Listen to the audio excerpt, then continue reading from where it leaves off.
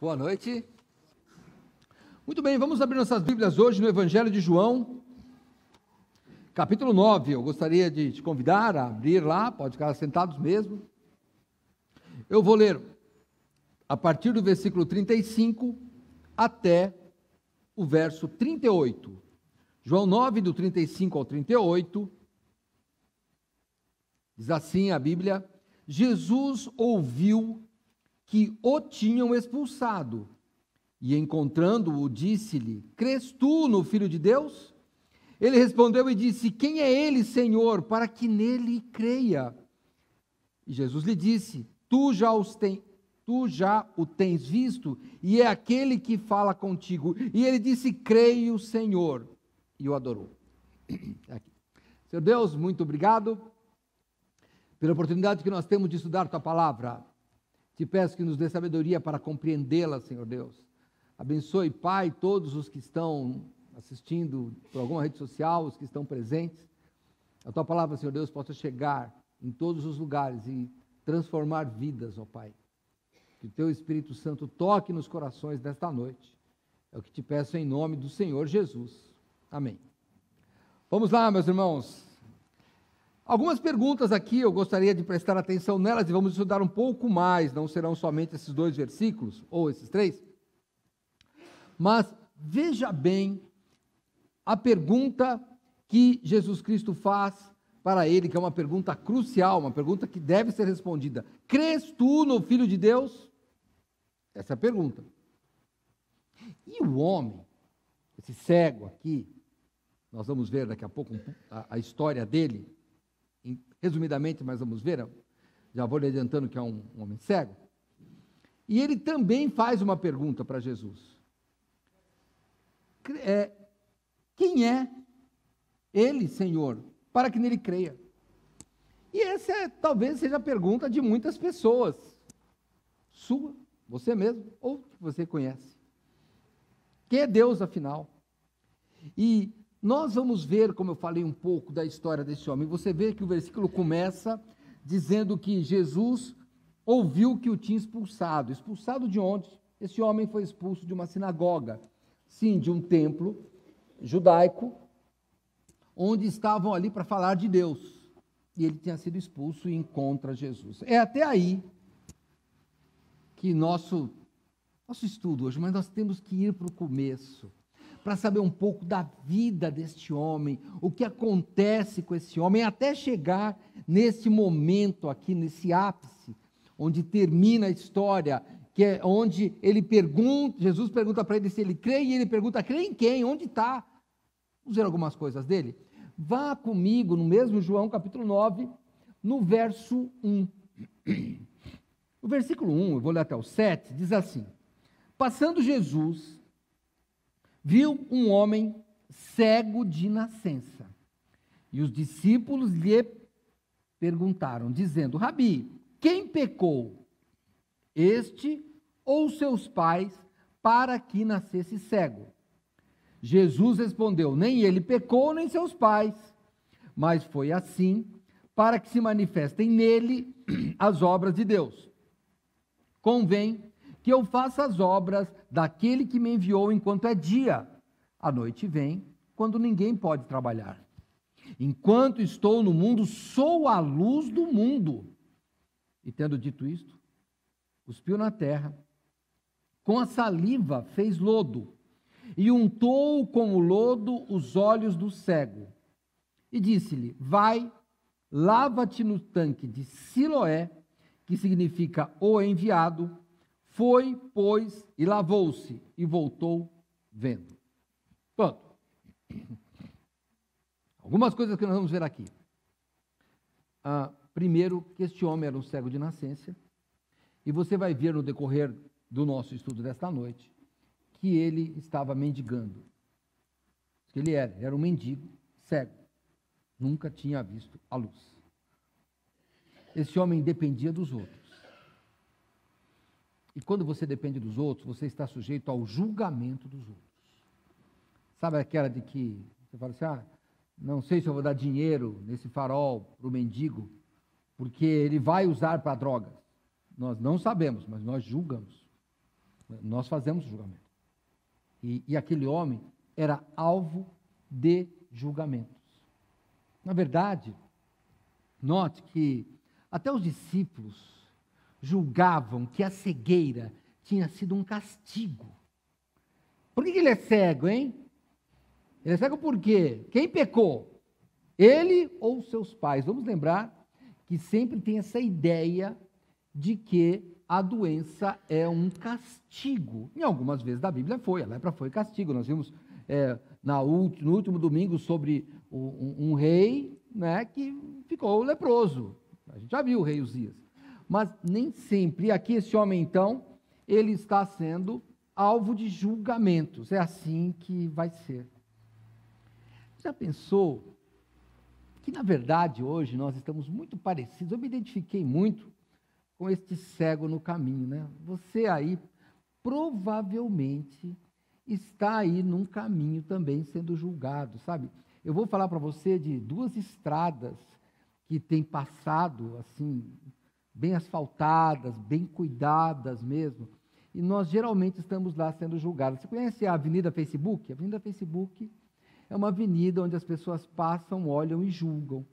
Sabe, ela faz cruza com aquela alameda Instagram, já ouviu falar, né?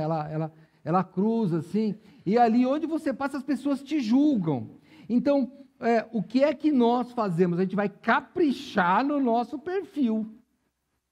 Por quê? Já teve aquela história de que vai tirar uma foto, a pessoa, peraí, deixa eu arrumar o óculos. Já teve essa já? Por que que faz isso? Porque vai ser julgado. Então a gente fica naquela beira de caminho, sendo julgado, e as pessoas julgam, né? Aquela roupa, por que está assim? O que ele está fazendo lá? O que aconteceu? E assim a gente vai julgando, é desse jeito que está lá. Mas sabe de uma coisa? Dentre aquelas pessoas que julgavam, passou uma pessoa que não julgava, mas resolvia. Se você é um dos que estão procurando soluções lá nas redes sociais, eu falo das redes sociais, mas não você que está assistindo em casa, a gente que está aqui também usa rede social, hoje é o normal da gente. Tá? Só que tome cuidado, irmãos, porque lá é difícil. Você já viu, às vezes eu coloco pessoas, é até desagradável, pedindo ajuda no Facebook, né? Você já viu? A pessoa fala assim, estou triste, me ajuda. Não se preocupe. A pessoa às vezes fala assim, amiga, vamos, não, sabe, liga para ela. Liga, porque já pensou, se eu coloco lá, pessoal, estou com uma dúvida aqui, estou lendo um texto aqui, não consigo entender na Bíblia, sabe o que eu faço? Eu vou para o meu pastor Neil e falo, pastor, não entendi aqui, me ajuda aqui. Mais fácil, eu vou colocar no Facebook. Olha, se você pegar as notícias e ficar vendo aqueles comentários lá embaixo, é de um lado e de outro. Eu acho engraçado, às vezes tem um que pergunta uma coisa, o outro de baixo responde. Aí eu não sei se vocês já viram, eu já vi isso. Aí o outro briga com o primeiro. Você não sabe nada. Aí os dois ficam brigando e você ali saiu da história e estão os dois brigando lá. Não, é para a direita, é para a esquerda. E ficam de baixo brigando com o de cima. E o comentário vai subindo, descendo, subindo, descendo. E o autor, o que perguntou, não tem solução nenhuma. Está lá, ele como uma briga toda. Ele foi embora, provavelmente saiu já do Facebook, deixou lá a briga. E os dois continuam lá. Plic, plic, plic, plic, plic, plic. Então, pessoal, procura o lugar errado. Aquele homem, ele, como eu falei, o que mais importa na sua vida é um olhar, o olhar de Deus. Não importa quão o mundo esteja perdido, como o pastor Neil falou agora, realmente, canetas e outras coisas, eu sei disso, eu sei. Irmãos, eu quero dizer que o mundo está perdido, que não seja através de mim, que não seja através de você. Sabe que o mundo já teve em situações piores? Olha, quando Deus criou o ser humano, logo depois, você vai ver que logo em seguida, irmãos, lá no capítulo 6 de Gênesis, olha, está lá a criação do mundo, lá, capítulo 1, capítulo 2, lá, a criação do homem. No capítulo 6, Deus já fala, vou destruir todo mundo. Dá uma olhada, Gênesis capítulo 6. Eu vou voltar para João, hein? É rapidinho, eu vou só dar um pulinho lá. Tá bom? Gênesis capítulo 6, verso 7.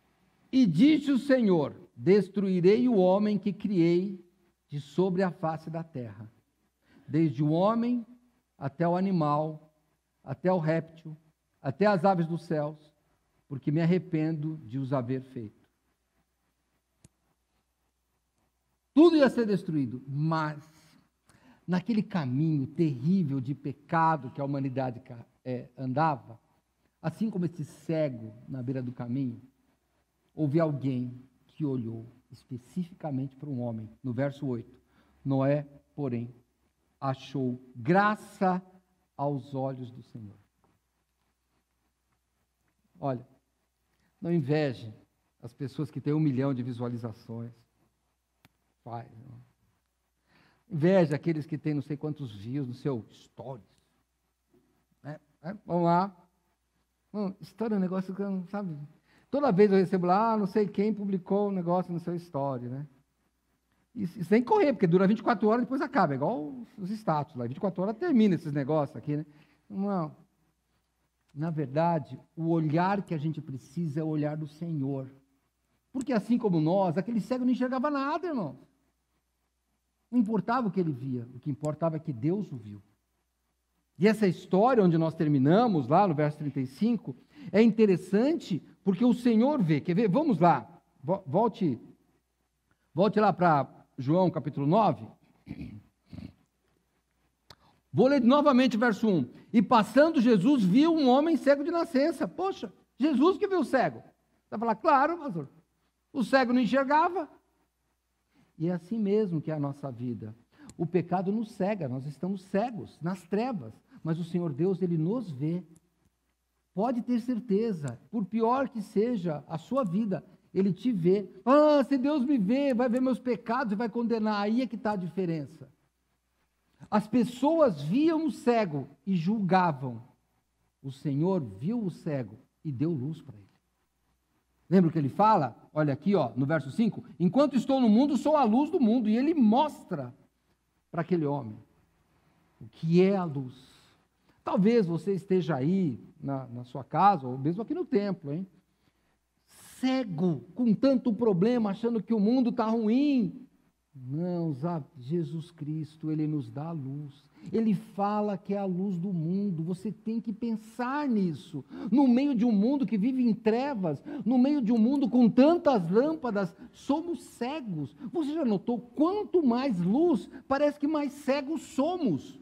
Nós temos agora a luz do celular, luz do relógio, que os relógios são digitais, luz do micro-ondas, luz da geladeira. Pode notar, tudo quanto é lugar tem luz, estamos cada vez mais cegos.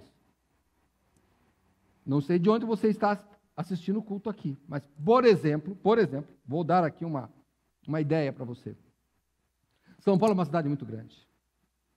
Tem pessoas aqui que moram em prédios que são maiores, os condomínios, do que algumas cidades.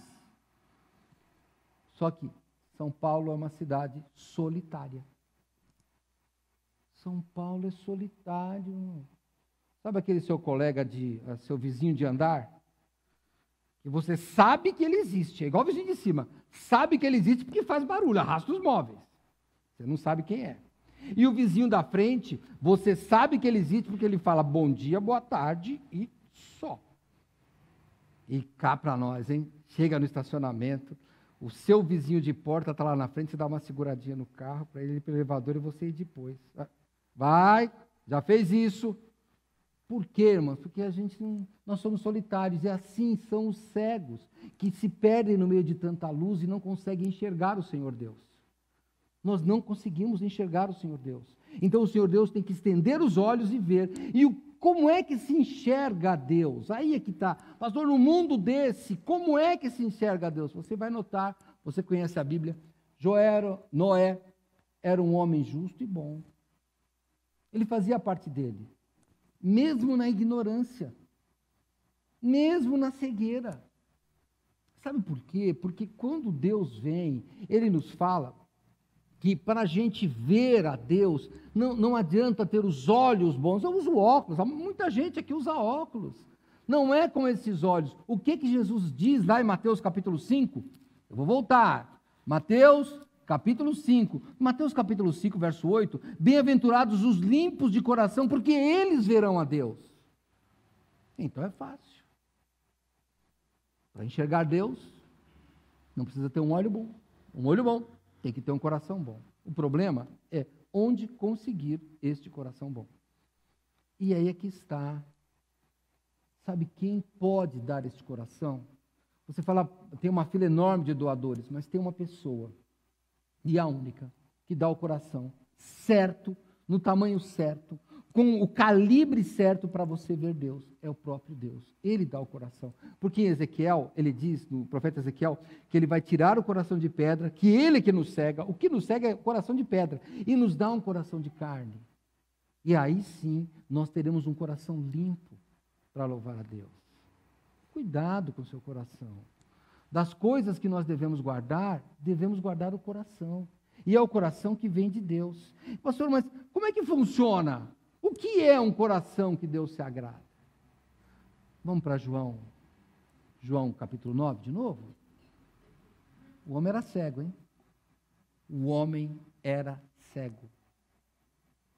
Mas Jesus olha para ele.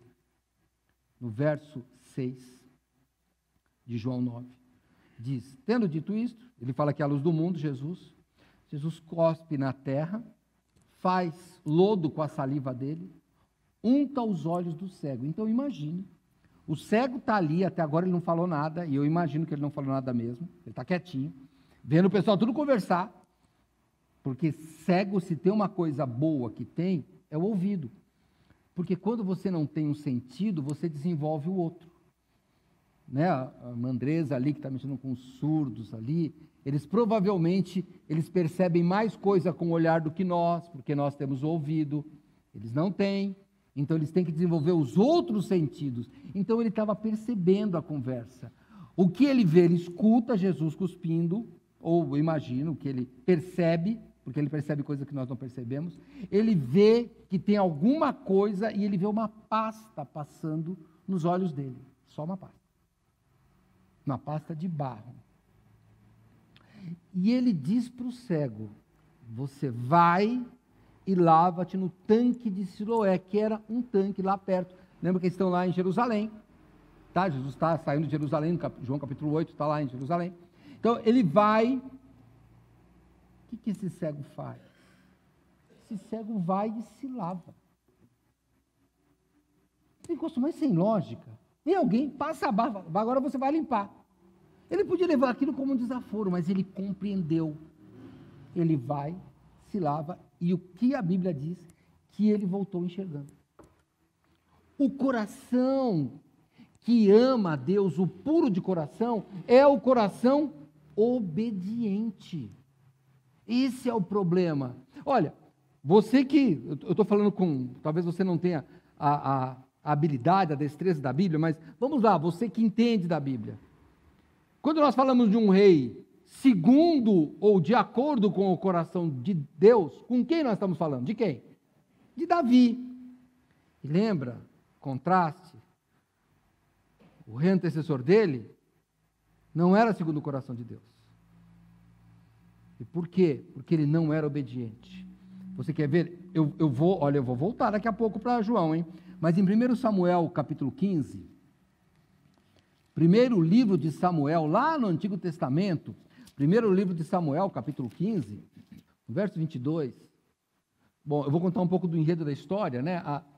Samuel tinha dito para Saul fazer alguma coisa. Você vai e destrói, não poupa nada, mata os bichos, mata tudo, não quero nada. E daí, quando Samuel, que era o profeta, chega, Saul fala, fiz tudo. Não está escrito na Bíblia, mas eu vou colocar palavras aqui, que eu imagino que Saul pensou, ou pelo menos era verdade. Eu fiz tudo segundo o meu coração. Eu fiz tudo certo segundo a minha perspectiva. Por quê? Porque o senhor mandou matar tudo, mas espera aí, que esse gado lindo aqui, não, esse gado não vou matar, né? Esse gado não, eu vou oferecer ao Senhor. Não é bonito isso? Até porque eles ofereciam ao Senhor e comiam depois, né? Então, espera aí, esse gado aqui deve ter uma picanha argentina, que eu vou oferecer ao Senhor. Né? O Deus gosta de gordura, ainda bem que eu não gosto, eu já dou a gordura para ele, eu como a picanha, né? O filézinho mignon, que é magrinho. Então, ele fez tudo segundo o coração dele. Esse foi o problema. E aí, quando ele chega para Samuel, esse rei Saul, que não era segundo o coração de Deus, ele diz, eu fiz tudo certinho. Entre parênteses, não está na Bíblia, segundo o meu coração. E o que é que o profeta fala para ele? Verso 22 do capítulo 15 de 1 Samuel. Porém, Samuel disse, tem porventura o Senhor tanto prazer em holocaustos e sacrifícios, como em que se obedeça a palavra do Senhor? Eis que obedecer é melhor do que sacrificar, e atender é melhor do que a gordura de carneiros. Obediência é o resultado de um coração puro. Nosso coração é mau. Nosso coração é mau, irmãos. É mau. Nós somos avarentos. Nós queremos julgar as coisas segundo a nossa justiça. Então, o que é que a gente faz para ter um coração puro? Pastor, você... Vou brincar, hein? Não é verdade. Mas às vezes alguém fala assim, pastor, você parece ter um coração tão puro. Eu falo, não se engana, mentira. Mentira, o coração é ruim. Eu não quero ter um coração puro, quero ter um coração obediente. Porque o coração obediente, ele é puro. Tem gente que o coração é tão puro, eu falei hoje, estava falando com a minha Terezinha. Tem gente que o coração é tão puro que nem amor tem lá dentro. Tão puro que é. E não serve um coração tão puro, a ponto de não ter amor dentro, é um coração errado.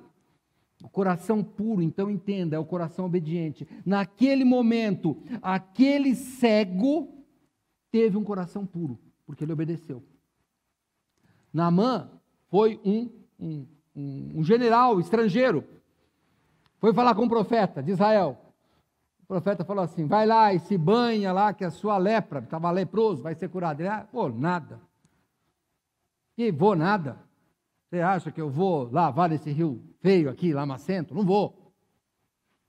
Aí, eu vou parafrasear, hein, pessoal? Vocês que são membros do São José sabem. Soldados dele falaram assim, rapaz, obedece. Obedece. Ficar discutindo, vai lá. Manda quem pode, obedece quem tem juízo. Ou mandou você lá, vai lá, faz isso, poxa. Vai. Vou brincar, também não está na Bíblia, hein? Eu vou ver o que dá. Olha, eu vou ser sincero, você conhece a história de Naamã, não é uma pregação, hein? Eu duvido que ele falou assim, que legal, vou para o rio, eu duvido. Eu vou julgar agora. Eu acho que ele falou assim, tá bom, vai. Desci uma vez, olhou. E aí, melhorou? Falei. Estou brincando, já estou dramatizando. Estou escrevendo a novela, hein? Já estou escrevendo a novela. Vou embora. Aí você, rapaz, o homem falou 7. Você está na primeira. Mas não saiu nenhuma feridinha. Vai lá, rapaz. Vai de novo. Pensa bem. Mulheres, desculpa, eu vou brincar só com vocês, hein? Chegar em casa, sua mulher vai puxar a orelha. Eu vou contar para ela. Que o homem mandou e você não fez. Falou que era para pagar em 7 vezes sem juros e você não quis. Quando ele obedece, o que acontece? Ele fica curado. Aí o coração fica bom. Aí ele quer dar presente, ele quer fazer um monte de coisa. Porque ele queria fazer? Não, ele não queria fazer. Quando o coração fica puro? Quando ele obedece. Assim sou eu, irmão, e talvez seja você. O coração não é puro, a gente não quer obedecer. Lê lá, amar aos inimigos. Amar nada. Orar pelo que os aborrece. Não vou. Cara antipático, não vou orar por ele, não. Mas daí você vai para a Bíblia e fala, tá bom, senhor, vou orar, vai. Sabe essa história de que não adianta orar com o coração puro. Ora com o coração ruim mesmo. Pode orar. Ora com o coração ruim. O negócio dessa história, pastor, eu não queria vir para a igreja. Vou te contar o segredo. Rapaz, pastor, sai de casa, a Mariana fez chocolate quente. Pãozinho de queijo. Aí, pai, está na hora de ir para a igreja. O coração não estava puro não, pastor. O coração queria era, ficar lá. E agora? Ó, elas são 15 para as 8. O coração está puro? Tá. Por que melhorou? Não, porque eu obedeci. Não está com vontade de ler a Bíblia? Não espera ter coração puro nem vontade, lê. Não está com vontade de vir para a igreja? Não espera ter coração puro que não vai vir à vontade não. Não vai vir não. Desculpem vocês aí. Ainda bem que os times paulistas estão aí meio que bate, perde, empata aí, né? Ainda bem, né? Porque, rapaz, os times vão ganhando aí, vocês não vêm para a igreja, eu vou torcer para vocês perderem. Não é possível, pessoal. Perde um pouco para ver se a pessoa vem para a igreja. Não é? Eu acho interessante, não, olha, estou brincando com vocês, vocês sabem que como eu torço para aquele ótimo time chamado Portuguesa, não tem problema. Mas eu vejo vocês com esses times pequenos aí, que tem que contratar até técnico estrangeiro, o nosso não. O nosso ganha sem técnico. Nem sei quem é técnico, mas vamos lá.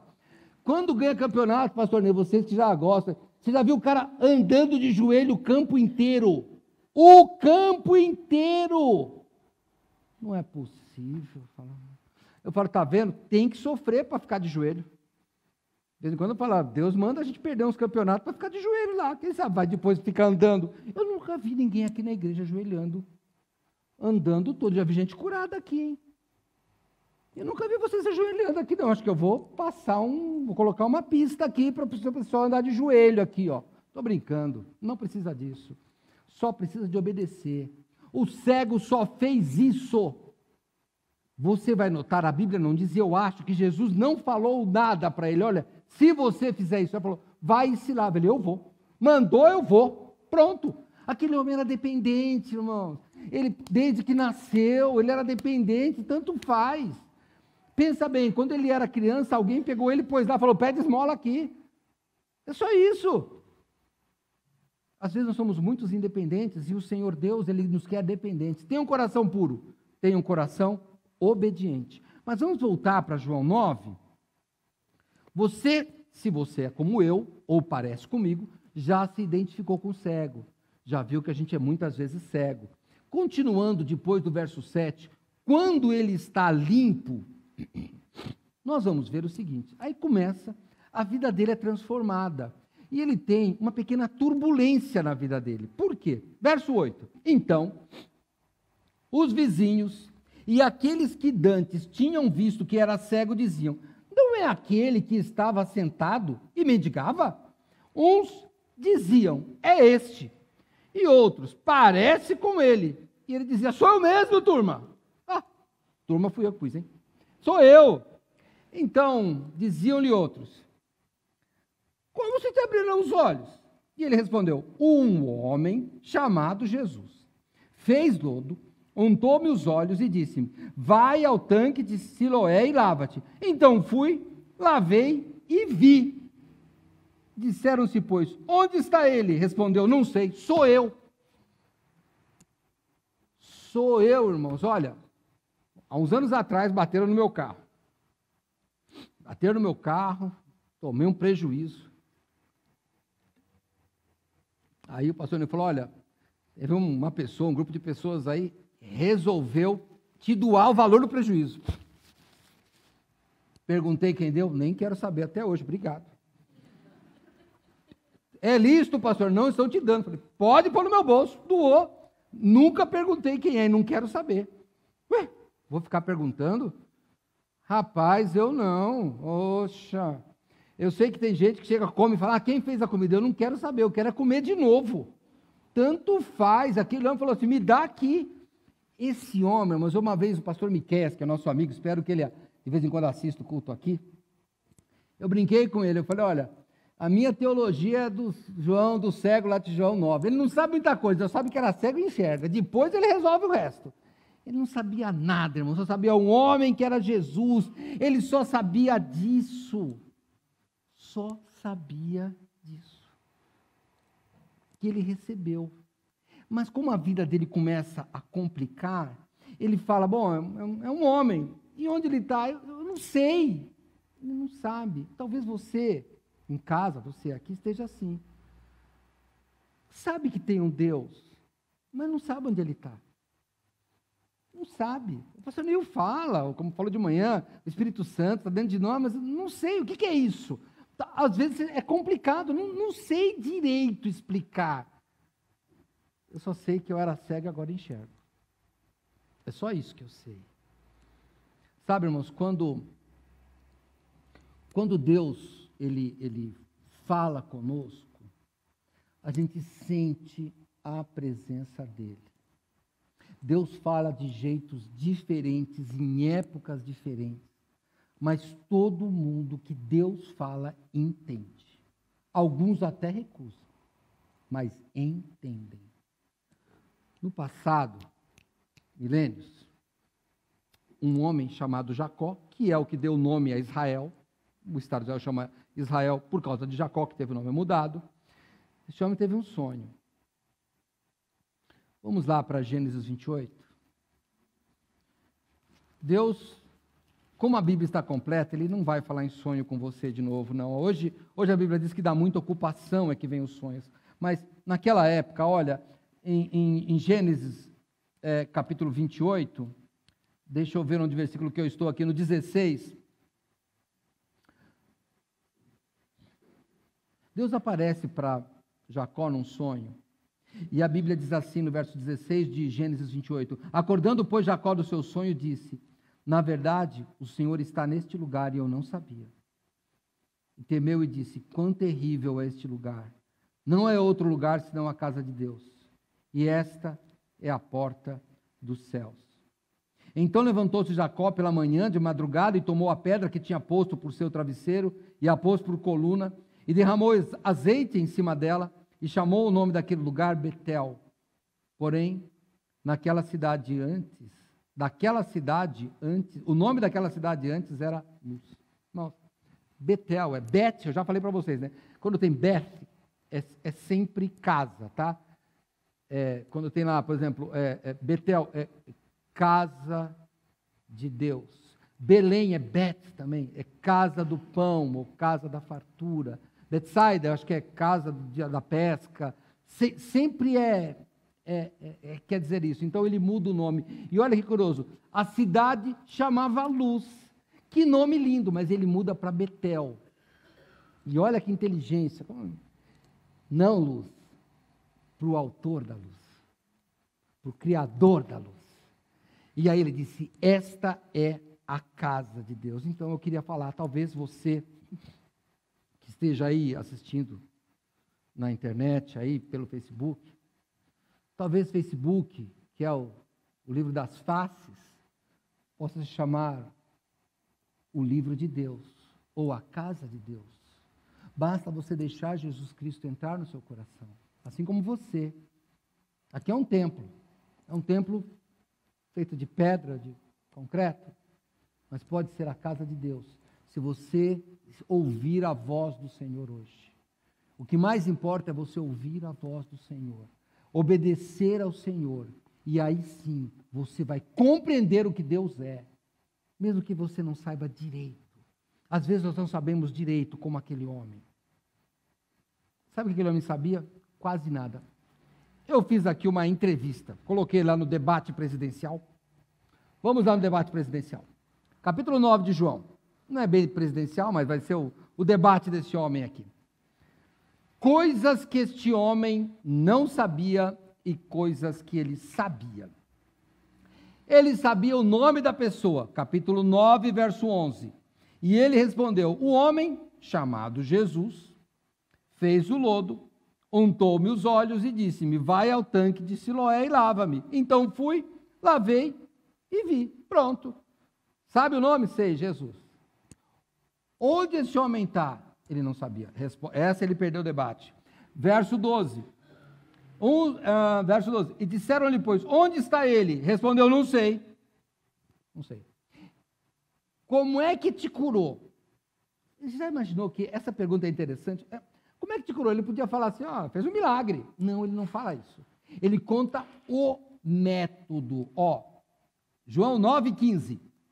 Verso 15. Tornaram, pois, também os fariseus a perguntar-lhe como vira, como ele enxergava. E ele disse: pôs-me lodo sobre os olhos, lavei e me vejo. É como se perguntasse para mim: pastor, como é que você se converteu? Olha, eu fui na igreja, o pastor pregou, eu falei que queria Cristo e aceitei. Aqui não foi isso. Ele descreveu isso. Como é que você aceitou Cristo? Ou como é que você se salvou? Ah, porque eu fui na igreja e aceitei. Não foi isso não. É porque um dia eu ouvi a palavra e o Senhor tocou no meu coração. De tal forma que eu estava sentado lá, um dos últimos bancos da Igreja Batista de Vila Albertina. E eu não sei, eu não me lembro, claro que eu não fui flutuando, mas eu não sei o caminho daquele último banco aqui na frente. Eu só sei que eu estava aqui na frente, dizendo, eu quero esse Cristo que morreu por mim. É só isso que eu quero. Então, essa é a conversão. O homem não sabia nem o que tinha acontecido. Ele só sabia o método.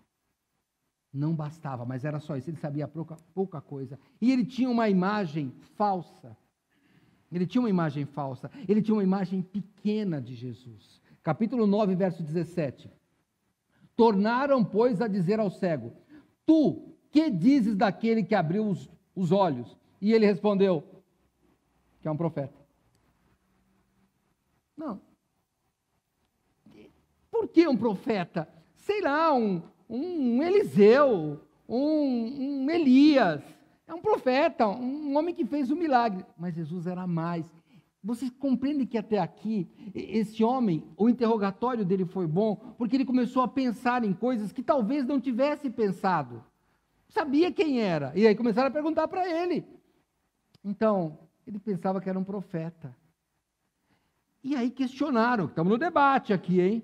Tem a pergunta, a réplica, a tréplica, né?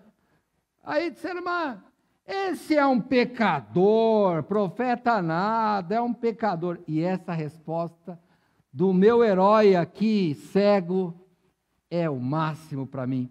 Veja o que ele fala no verso 25. Essa é a melhor definição teológica para mim. Respondeu, pois ele disse, se é pecador, não sei, só sei uma coisa. Eu era cego, agora enxergo. Não adianta. Se você quer saber muito de Apocalipse, pode perguntar para o pastor Neil. Se quer saber muito de Antigo Testamento, pode perguntar para o Ricardo. Pastor, o que você sabe? Eu sei que eu era um cego e agora eu enxergo. Estou brincando com eles também sabem disso. O mais importante da sua vida é saber que você era cego e quando Deus tocou em você, você enxergou. Essa é a parte mais importante. O resto, Ele vai mudar. É claro que quando você se converte, você não sabe muitas coisas. Não sabe, irmão, a gente não se converte, está sabendo. Por isso que nós estamos aqui há 10, 20, 30, 40, 50, 60 anos. Ficamos aqui o resto da vida, por quê? Porque a gente ainda vai aprendendo, a gente não sabe direito. Se você falar, olha, eu só vou aceitar Cristo quando eu compreender completamente, meu filho, vai morrer desse jeito, não consegue compreender. Não consegue. Só obedece que funciona melhor. Te garanto. A única coisa que ele sabia, eu era cego e agora enxergo. Só.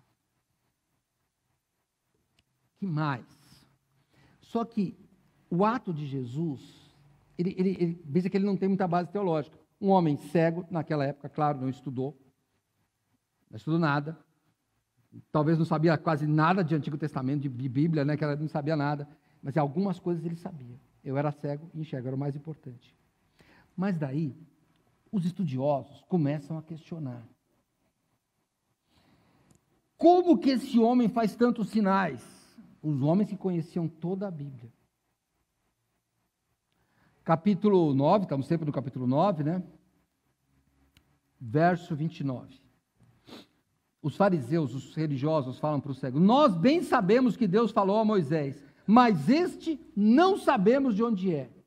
E aí vem a defesa, irmãos, daquele homem. Que defesa, eu vou chamar teológica, porque é um homem assim, que dependente de Deus. A maior lição desse cego, quando eu preparava a mensagem que ele me deu, foi um homem dependente de Deus. Ele só sabe algumas coisas básicas, ele não compreende, mas ele sabe duas coisas, ele tem que obedecer e ele tem que ser dependente. Nós vemos os teólogos, eu e o pastor Neil conversamos sobre isso, desviam da palavra de Deus, querem compreender mais do que a Bíblia, não adianta, irmão. Olha, se você compreender essas duas coisas, eu dependo de Deus e eu quero obedecer a Deus. Acabou, resolveu o seu problema, o resto você pode ir errando pelo caminho, aí de vez em quando a gente fala uma besteira, corrige, mas esse é o importante, porque olha o que ele diz quando os homens falam, eu não sei de onde esse homem vem, os fariseus, os estudiosos, os escribas, falam com ele.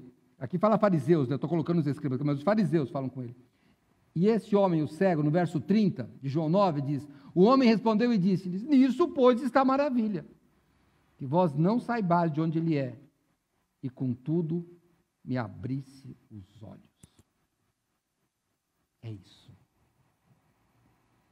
Eu fui educado numa outra doutrina. Um dia Deus me abriu os olhos. É só isso que me interessa. Pastor, tem algumas coisas que talvez você não concorde, mas eu fui discordando e concordando e estou há 40 anos nessa. A única coisa que eu sei é que eu era cego, Deus abriu meus olhos. É que eu tenho que ser dependente desse Deus e tenho que obedecer a esse Deus. Isso aí é a minha vida. Tem que ser a sua vida. Quando eu falho nisso, as coisas não dão certo. Só isso que basta, irmão. É só isso. É simples o Evangelho. Simples de compreender, difícil de cumprir. Mas é simples de compreender. Continua, não terminou. Verso 31. Ora, o mesmo cego falando, hein? Nós sabemos que Deus não ouve pecadores, mas se alguém é temente a Deus e faz sua vontade, a esse ouve. Desde o princípio do mundo, nunca se ouviu que alguém abrisse os olhos a um cego de nascença. Se esse homem não fosse de Deus, nada poderia fazer. E sabe o que acontece com ele? Sabe o que acontece quando a simplicidade discute com os sábios? Tem um ditado que não é daquela época, de hoje. A corda arrebenta para o lado mais fraco. Adivinha? Olha a resposta deles, os fariseus, os sábios, o lado mais forte da corda. Responderam-lhe eles e disseram, tu és nascido todo em pecado e vem me ensinar, fora daqui. Expulsaram ele. Só tem uma coisa, a corda arrebenta para o lado mais fraco. O lado mais forte não é o lado da religião, da sabedoria, é o lado de Deus. E Deus escolheu as coisas vis deste mundo para destruir as fortes.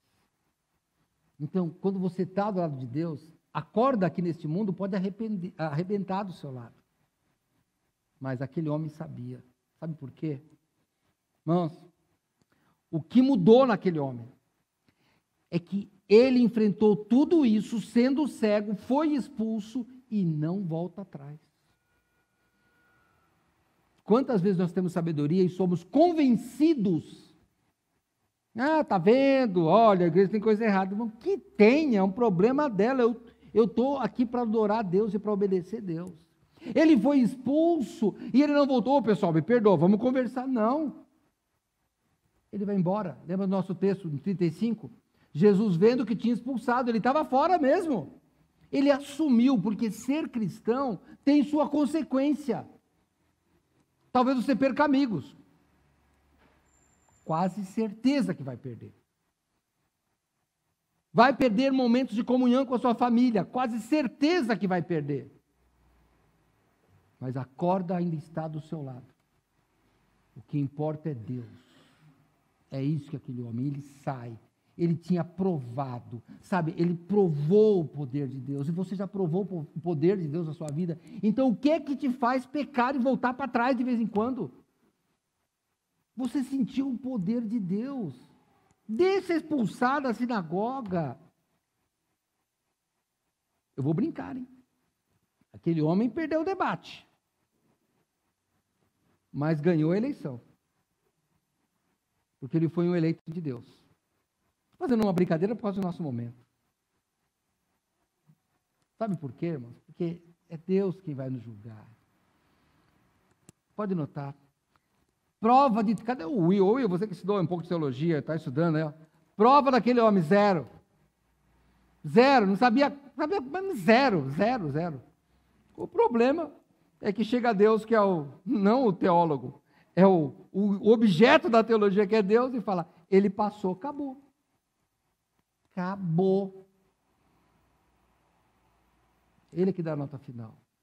Ele deu a nota final em Cristo. E eu quero, indo para o nosso final aqui, né? Bem no final, eu quero voltar para uma frase que nós já lemos aqui. Capítulo 9, verso 5. Jesus, antes dele curar o homem, ele diz: enquanto estou no mundo, sou a luz do mundo. Puxa vida. Mas a gente já ouviu essa frase antes, sabia? Vira uma página, se você tiver com uma Bíblia de papel, ou põe capítulo anterior, se for o celular aí, vai para João capítulo 8. Sabe o que é João capítulo 8 está falando? Não de um cego. Ele está falando de uma mulher adúltera. Sabe o que era essa mulher adúltera? O que estava acontecendo com ela? Igualzinho o cego. Ela estava sendo julgada. Assim como o cego que nós vimos, ela também. Só que para um cego não tinha uma pena. Parece que a cegueira já era pena. E a mulher não. Deveria ser apedrejada. Então eles trazem essa mulher para Jesus e dizem: bom, a lei diz que ela tem que ser apedrejada. Ela é uma reconfessa. Ela cometeu adultério. Então, no verso, capítulo 8, no verso 7, como insistissem, perguntando-lhe o que deviam fazer com uma mulher pega em adultério, Jesus endireitou-se e disse-lhes: aquele que dentre vós está sem pecado, seja o primeiro que atire pedra contra ela. E tornando a inclinar-se, escrevia na terra. Porém, ouvindo eles isto, acusados pela consciência, saíram um a um, a começar pelos mais velhos até os últimos. Ficou só Jesus e a mulher que estava no meio. E endireitando-se Jesus, e não vendo mais ninguém do que a mulher, disse-lhe: mulher, onde estão aqueles teus acusadores? Ninguém te condenou? E ela disse: ninguém, Senhor.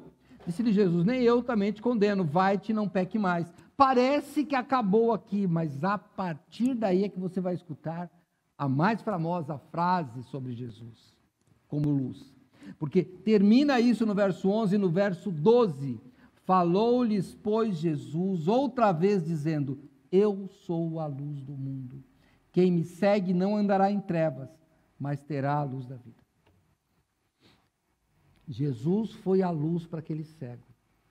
Jesus foi a luz para aquela mulher pega em adultério.